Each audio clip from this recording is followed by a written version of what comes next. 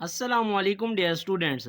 आज के इस लेक्चर में मैं आपसे डिस्कस करूंगा ninth class mathematics exercise number 1.2 question number 6। Most important question है शॉर्ट क्वेश्चंस के हवाले से। तो इसको आज के लेक्चर में आपको मैं step by step easy method से समझाऊंगा। अब क्वेश्चन की स्टेटमेंट सबसे पहले देख लो जी। If A is equal to, एक के बराबर एक मैट्रिक्स दी हुई है, एंड इसी तरह से बी इज़ इक्वल टू एक मैट्रिक्स दी हुई है। अब एक मैट्रिक्स ए है, एक है बी। अब हमने वेरीफाई करना है A transpose transpose is equal to A. तो अब इसमें ए मैट्रिक्स यूज़ होगी कि ए का ट्रांसपोज लो, दोबारा फिर उसका ट्रांसपोज लो, तो वो दोबारा अगेन ए के इक्वल आ जाए। हमने ये प्रूव करके दिखाना है। तो फर्स्ट ऑफ ऑल इसको हम सोल्व करते हैं। नाउ आपके पास ए मैट्रिक्स गिवन है, क्योंकि इस क्वेश्चन में ए हमारे पास मैट्रिक्स यूज़ होगी।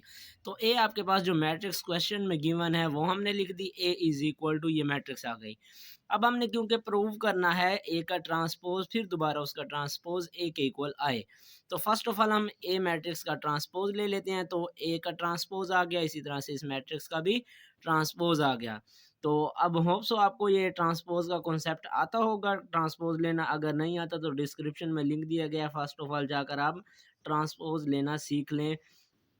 तो अब हमने इसका ए के ऊपर ट्रांसपोज लगा दिया, इस मैट्रिक्स के ऊपर भी ट्रांसपोज आ गया, तो A transpose as it is.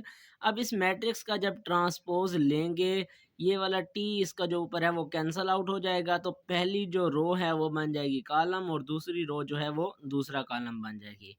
इसी तरह से अब ये ट्रांसपोज आ गया। हमने प्रूव में करना है ट्रांसपोज का दोबारा ट्रांसपोज। अब यहाँ तक हमारे पास एक ट्रांसपोज आ गया। अब अगेन हमने ट्रांसपोज लिया, तो इसके ऊपर ट्रांसपोज लगा दिया और इस मैट्रिक्स के ऊपर भी ट्रांसपोज लगा दिया। तो अब इस साइड पर आपके पास A transpose whole transpose is equal to, और इस मैट्रिक्स के साथ भी हमने ऊपर ट्रांसपोज लगा दिया था इस स्टेप में। अब ये वाला आपके पास एज इट इज़ आ गया। अब इसका हमने ट्रांसपोज लेना है, तो ये टी कैंसल आउट हो जाएगा, और पहली जो रो है वो पहला कॉलम, और दूसरी जो रो है वो दूसरा कॉलम बन गया।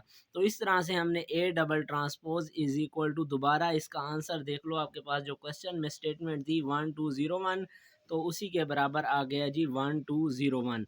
तो यहाँ पर हमने लिख दिया इज इक्वल टू ए।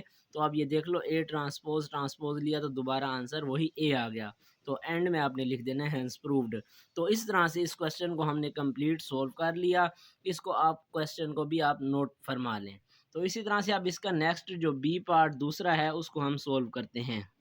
अब इसका नेक्स्ट जो सेकंड पार्ट है वो है जी B transpose transpose is equal to B. हमने ये प्रूव करना है। अब पहला जो पार्ट था उसमें हमने ए ट्रांसपोज का transpose is equal to A prove करना था। अब दूसरा जो है ये हमारे पास बी इसमें चेंज हो गया ए की रिप्लेस में। तो अब हमने इसको सोल्व करना है। नाउ आपने बी मैट्रिक्स लिख दी, क्योंकि इस दोनों में हमारे पास बी इन्वॉल्व हो रहा है, तो इसलिए हमारे पास जो बी मैट्रिक्स क्वेश्चन में गिवन थी वो हमने बी मैट्रिक्स लिख दी 1 1 0 2 एंड 0। तो अब सेम बिल्कुल वही पैटर्न है सारा कुछ, जस्ट हमने बी की जगह पर उसकी मैट्रिक्स चेंज कर दी, और बाकी सारा प्रोसेस वही है। अब बी का ट्रांसपोज आ गया और मैट्रिक्स के साथ भी हमने ट्रांसपोज ले लिया। तो B transpose is equal to, अब इस मैट्रिक्स का लेना है ट्रांसपोज। तो अब जो पहली रो है वो पहला कॉलम बन गया, और दूसरी रो जो है वो दूसरा कॉलम बन गया। तो इस तरह से एक मरतबा हमारा ट्रांसपोज कंप्लीट हो गया।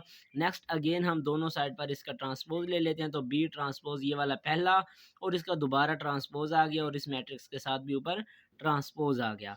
नेक्स्ट अब ये वाला B double transpose as it is. अब इसका हमने ट्रांसपोज ले लेना है। जो पहली रो है वो पहला कॉलम, और दूसरी रो है वो दूसरा कॉलम बन गया। तो इस तरह से अब ये देख लो B double transpose is equal to, दोबारा अगेन बी के बराबर आ गया जो हमारे पास क्वेश्चन में गिवन थी। तो इस तरह से हमने इसको भी प्रूव कर लिया कि बी डबल ट्रांसपोज वो भी बी के इक्वल आ गया। तो एंड में आप लिख दोगे हैंस प्रूव्ड। तो इस तरह से ये जो क्वेश्चन नंबर 6 के दोनों पार्ट्स थे वो मैंने आपको easily step by step complete समझा दिया। होप सो आपको ये कॉन्सेप्ट समझ आ गया होगा, और इन क्वेश्चंस को आप नोट कर लें, और एक मरतबा आपने खुद ज़बानी इसको सोल्व करना है, तभी जाकर आपका कॉन्सेप्ट क्लियर हो जाएगा। तो ये दोनों क्वेश्चंस इंपॉर्टेंट हैं। हर मरतबा किसी न किसी बोर्ड में ये ज़रूर रिपीट होते हैं, पंजाब के तमाम बोर्ड्स के लिए। तो अब आपने इन तमाम को अच्छी तरह से प्रिपेयर कर लेना है, और इनको अच्छी तरह से प्रिपेयर करने के बाद आपने ख़ुद इसको ज़बानी नोट करना है, सोल्व करना है, तो आपका कॉन्सेप्ट इंशाअल्लाह क्लियर हो जाएगा। तो होप सो आपको ये वीडियो पसंद आई होगी। वीडियो पसंद आई है तो वीडियो को लाइक कर दें, अपने क्लास फेलोज़ दोस्तों तक ज़रूर शेयर करें ताकि वो भी इससे फ़ायदा हासिल कर सकें। तो मिलते हैं नेक्स्ट लेक्चर में, तब तक के लिए अल्लाह हाफ़िज़।